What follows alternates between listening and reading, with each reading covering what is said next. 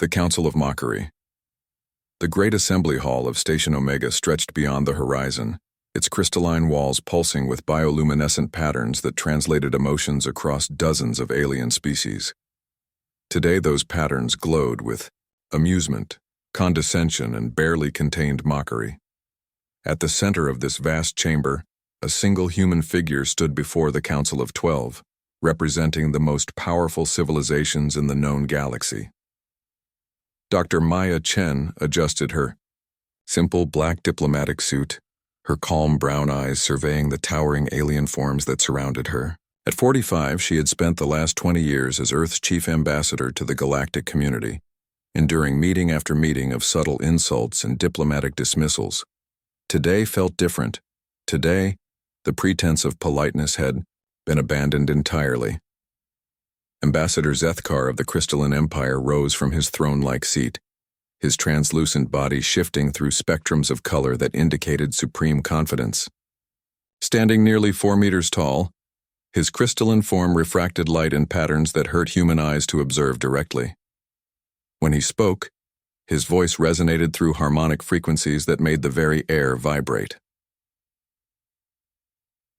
Honored members of the Council, Zethkar began, his tone dripping with theatrical formality. We gather today to address the persistent requests from the species known as humanity for inclusion in our galactic community.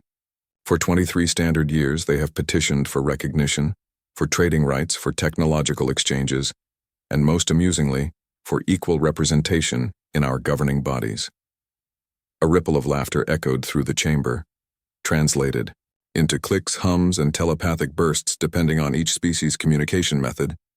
Dr. Chen remained perfectly still, her expression unchanged. She had learned long ago that reaction only encouraged them. High Commander Vexton of the Metal Collective clanked forward, his cybernetic form a mesh of advanced alloys and quantum processors. His red optical sensors focused on Dr. Chen with mechanical precision. In our extensive analysis of human civilization, we find a species that has barely mastered three-dimensional spaceflight. Their fastest vessels require months to cross their own solar system. Their weapons operate on principles we abandoned 10,000 years ago. The hive mother of the swarm consciousness added her voice, a telepathic whisper that touched every mind in the chamber. They fight among themselves over resources that could be synthesized from stellar matter. They poison their own planet while claiming to be intelligent. Most telling of all, they age and die within a single century, never living long enough to gain true wisdom. Dr. Chen finally spoke, her voice carrying clearly through the chamber's translation systems. Honorable council members, I appreciate your observations about humanity's current public capabilities. However, I wonder if you might be interested in a demonstration of our actual technological achievements. The laughter that followed was louder this time. Zethkar's crystalline form shifted to deeper hues of amusement. By all means, Dr. Chen, please, show us what your primitive species considers advanced technology. Dr. Chen smiled slightly and touched a small device on her wrist. Computer, initiate Protocol 7. Protocol 7 confirmed. Dr. Chen, all systems are green for demonstration. The voice that responded was not translated through the station's systems. It spoke directly in each alien's native language simultaneously, with perfect accent and cultural inflection. The laughter died instantly. Zethkar's form flickered with colors of confusion.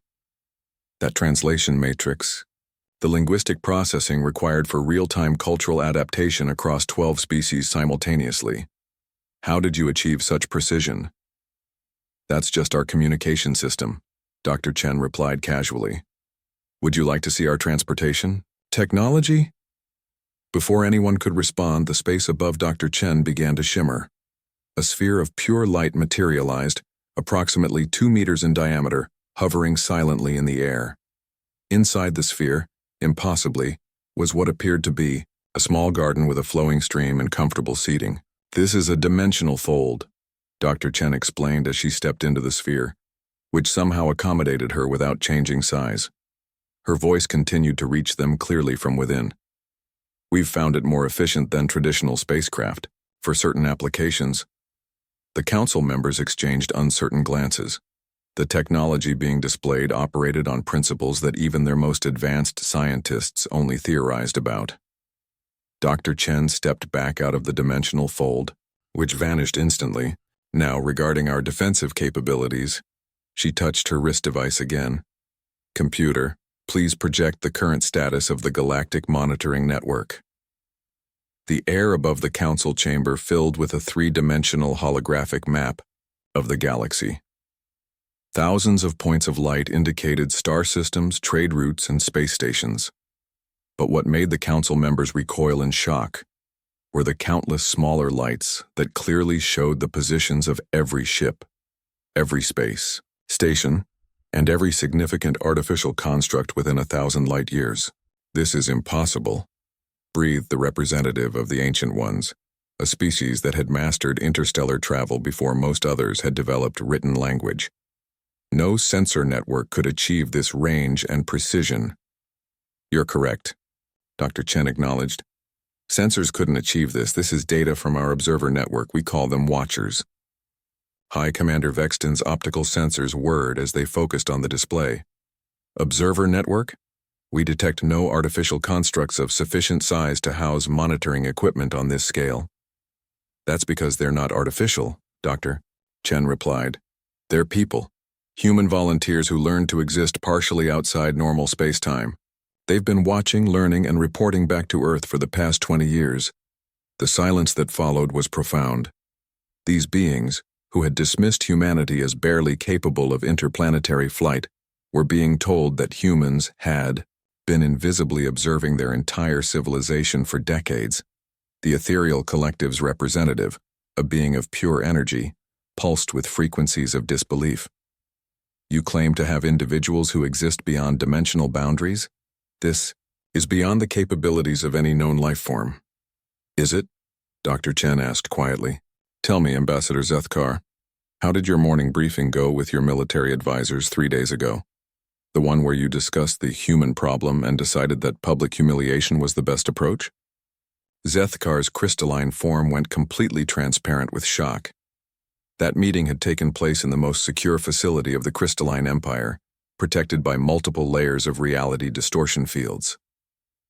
Or perhaps, Dr. Chen continued, addressing High Commander Vexton, you'd like to explain why your supposedly impenetrable data cores have been accessible to our researchers for the past 18 months. We've found your military deployment schedules quite informative. The mechanical being's sensors flashed rapid patterns of alarm. Impossible. Our quantum encryption is unbreakable. By conventional means, yes, Dr. Chen agreed. But when you can observe from dimensions that your encryption doesn't even acknowledge exist, conventional security becomes somewhat irrelevant. The chamber erupted in voices, telepathic bursts and harmonic frequencies as the council members began demanding explanations, making threats, and questioning everything they thought they knew about the small blue planet that had been petitioning them for membership. Dr. Chen raised her hand, and somehow, the gesture commanded instant silence. Honored council members, I think there's been a fundamental misunderstanding about humanity's place in the galactic community. You've been operating under the assumption that we were asking to join your civilization because we needed your protection and guidance. She paused, letting the implication sink in.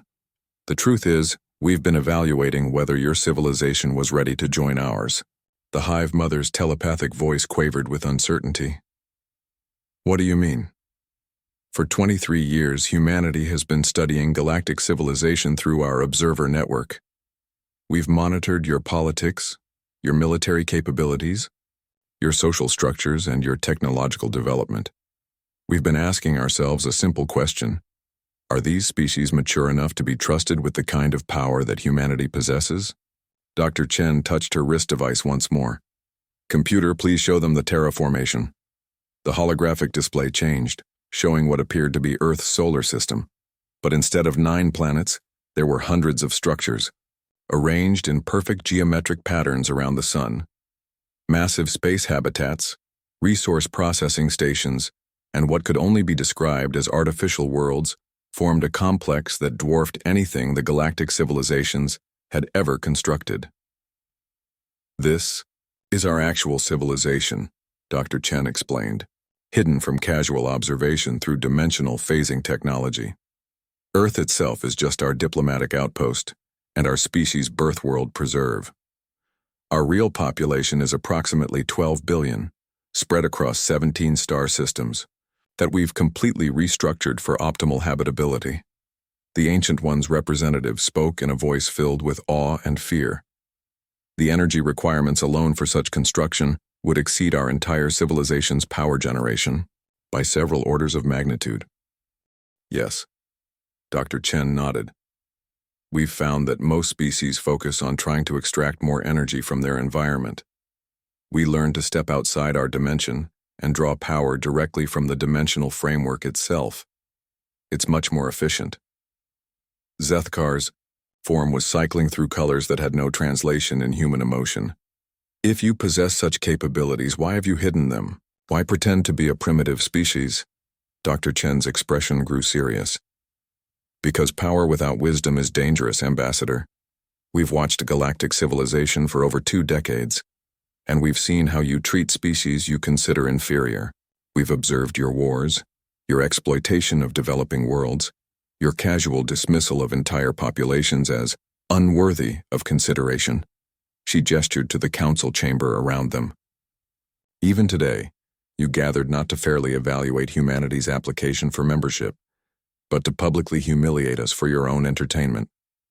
You plan to broadcast this meeting across the galaxy as an example of what happens to primitive species who dare to reach above their station. The silence that followed was uncomfortable and thick with implications.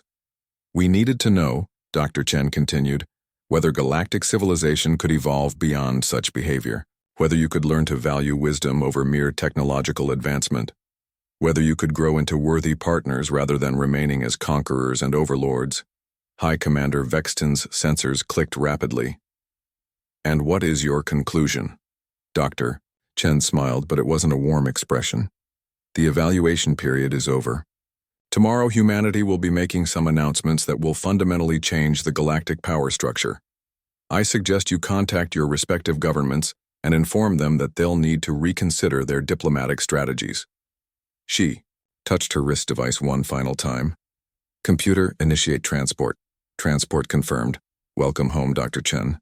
The dimensional fold reappeared around Dr. Chen, and in an instant she vanished from the chamber, leaving 12 of the galaxy's most powerful beings staring at empty space and contemplating the terrifying possibility that they had just learned. They were not at the top of the food chain. In the silence that followed, the only sound was the gentle hum of the station's life support systems and the rapid calculations of 12 civilizations trying to determine how much trouble they were actually in. The awakening of Terra's wrath, 24 hours after Dr. Maya Chen's departure from Station Omega. Every major communication network in the galaxy received the same transmission simultaneously. It bypassed all security systems, translated itself perfectly into every known language, and displayed with crystal clarity on every screen, hologram, and telepathic interface across 12 civilizations. The transmission showed a human woman, in her 60s, with silver-streaked hair and intelligent gray eyes, standing in what appeared to be a vast command center. Behind her, impossible architecture stretched into the distance with structures that seemed to exist in multiple dimensions simultaneously. Greetings, civilizations of the galaxy, she began, her voice carrying an authority that was both gentle and absolute. I am Professor Sarah Morrison, Director of the Terra Collective and humanity's true representative to the galactic community. 24 hours ago, our evaluation of galactic civilization reached its conclusion. Today, we share our findings. In the emergency session that had been called aboard Station Omega, the Council of 12 watched in stunned silence as Professor Morrison continued. For 23 years, humanity has maintained the pretense of being a primitive, developing species. This deception was necessary to conduct a comprehensive study of galactic politics, social structures, and moral development. Our conclusion is that while your civilizations have achieved impressive technological advancement, your social and ethical evolution has stagnated. Ambassador Zethkar's crystalline form flickered through patterns of denial and rage. This is impossible. Our intelligence networks would have detected such deception. Professor Morrison smiled as if she had heard him personally. Ambassador Zethkar of the Crystalline Empire, your intelligence networks have been compromised for 18 years. Would you like me to recite the contents of your last 14 classified briefings? The transmission continued before he could respond. Your species have organized yourselves around principles of dominance, exploitation, and technological supremacy. You judge worthiness by power rather than wisdom, and you treat developing civilizations as resources to be controlled rather than partners to be nurtured. High Commander Vexton interrupted the feed with a transmission of his own. If humanity possesses superior technology, why reveal it now? What do you hope to gain? Professor Morrison's image paused as if she were listening, then nodded. An excellent question, High Commander. We reveal ourselves now because the evaluation period has ended, and we've identified a threat that requires immediate action. The display behind Professor Morrison changed, showing a three-dimensional map of the galaxy with various sectors highlighted in different colors. Our long-range dimensional scanners have detected an approaching extragalactic invasion force, a collective consciousness that has consumed 17 galaxies, converting all biological life into components of its hive mind. They will arrive in this galaxy in approximately 47 of your standard years. The council chamber erupted in noise as representatives demanded proof, questioned the data, and began calculating defensive strategies. Professor Morrison waited patiently for the commotion to die down. Your current military capabilities, even combined, would delay this invasion by perhaps 3 years, she continued calmly. The approaching force operates on principles that render most of your weapons ineffective. However, humanity has developed countermeasures. The display shifted again, showing what appeared to be a massive space station, but one that existed in geometries that hurt to look at directly. This is the Prometheus Array, our primary defensive installation.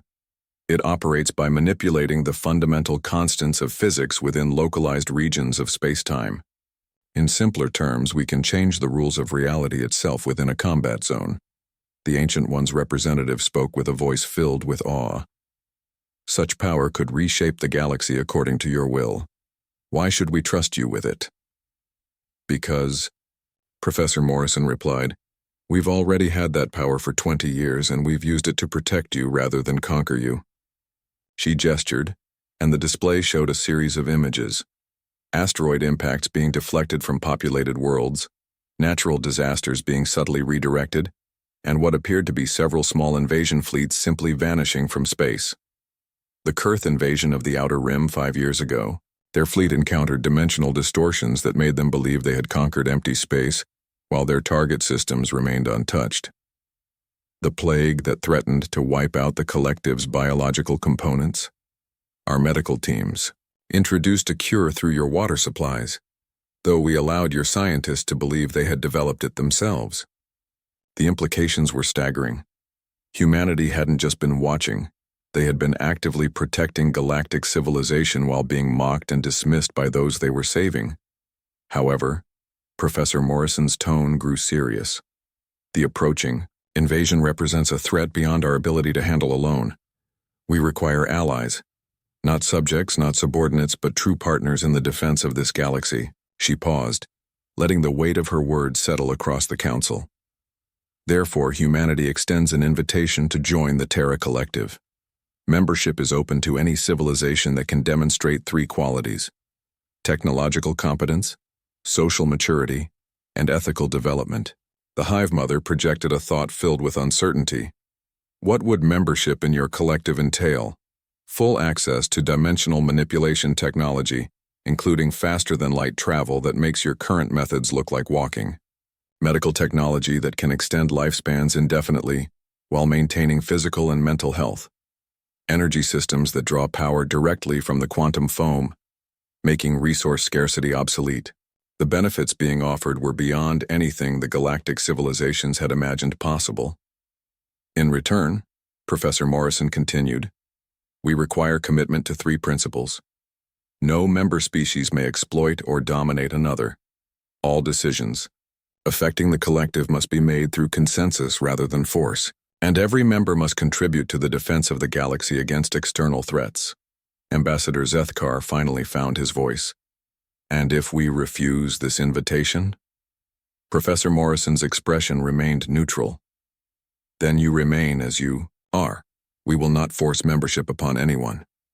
However, when the invasion arrives, we will focus our defensive efforts on protecting collective members first. Non-members will need to rely on their own resources. The chamber fell silent as the implications became clear. This wasn't really an invitation. It was humanity revealing that they had become the galaxy's guardian, whether the galaxy knew it or not. The choice was between accepting partnership or being relegated to protectorate status. The ethereal collective's representative pulsed with frequencies of curiosity. How do we know you won't use this power to become conquerors yourselves? Professor Morrison smiled, and for the first time there was warmth in her expression.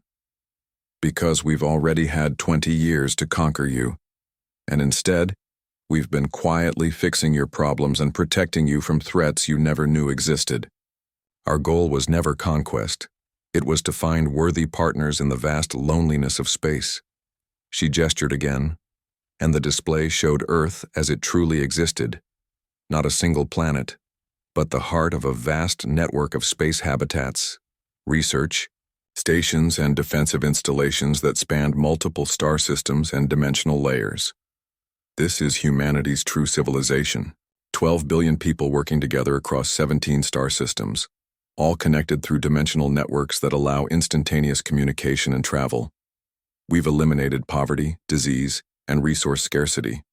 We've achieved technological advancement while maintaining our ethical development, and we've done it all while respecting the natural development of other species. The Ancient One's representative spoke slowly. You're offering to share all of this freely? With those who prove worthy of it, yes. But worthiness isn't measured by technological achievement alone. It's measured by wisdom, compassion, and the ability to think beyond your own immediate interests. Professor, Morrison's image began to fade.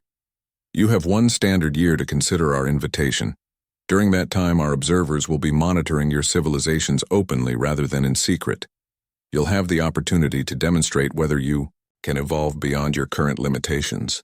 The transmission ended, leaving the Council of 12 staring at blank screens and contemplating a universe that had suddenly become much larger and more complex than they had ever imagined. In the months that followed, the galaxy watched as humanity gradually revealed the true extent of their civilization. Massive space habitats phased into visible reality around seemingly empty star systems. Defensive installations materialized from dimensional hiding places. And most shocking of all, humans began appearing openly throughout galactic space, offering assistance to struggling colonies and sharing basic versions of their advanced technology. The evaluation period had ended, but a new chapter in galactic history was just beginning. For the first time in millennia, the various civilizations found themselves looking upward rather than downward on the ladder of development, and discovering that the species they had dismissed as primitive were actually the wise elders they had never known they needed. The galaxy would never be the same again, and perhaps with humanity's guidance, it would finally become something worthy of the vast cosmos it inhabited. 6 months later, 11 of the 12 Council civilizations had formally applied for membership in the Terra Collective. The Crystalline Empire was still deliberating, but their recent policies of resource sharing and diplomatic cooperation suggested that even they were beginning to understand that the age of dominance and exploitation was over. Humanity had taught the galaxy its most important lesson. True power isn't the ability to destroy or conquer, but the wisdom to protect and nurture. And sometimes the greatest strength is knowing when to reveal it. The stars themselves seemed to shine brighter, as if the galaxy had finally awakened to its true potential.